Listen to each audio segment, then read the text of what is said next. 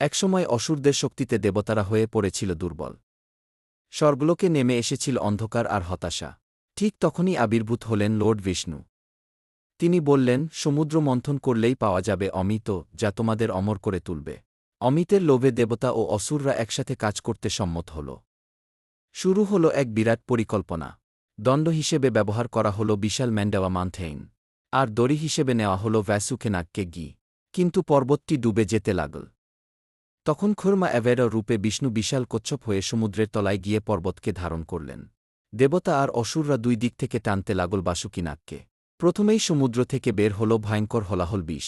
সকলকে রক্ষা করতে এগিয়ে এলেন লর্ড শিবা। তিনি সেই বিষ পান করলেন। তার গলা নীল হয়ে গেল, তিনি হলেন নীলকণ্ঠ। অবশেষে সমুদ্র থেকে আবির্ভূত হলেন ধ্যানভেন্থেরে, হাতে অমিতভরা স্বর্ণপাত্র নিয়ে গি। তখন বিষ্ণু মোহিনী রূপ ধারণ করে অসুরদের বিভ্রান্ত করলেন এবং বুদ্ধি দিয়ে অমিত দেবতাদের মধ্যে বণ্টন করলেন। অমিত পান করে দেবতারা ফিরে পেল তাদের শক্তি, আর অসুররা হল পরাজিত। এভাবেই সমুদ্র মন্থন শেষ হল।